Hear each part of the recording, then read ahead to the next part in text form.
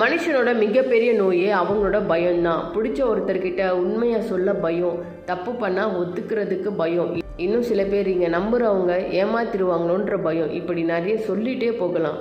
முதலாக நம்ம இந்த மாதிரி விஷயம்லாம் ஃபேஸ் பண்ணும்போது மனசு உடஞ்சி போயிடும்.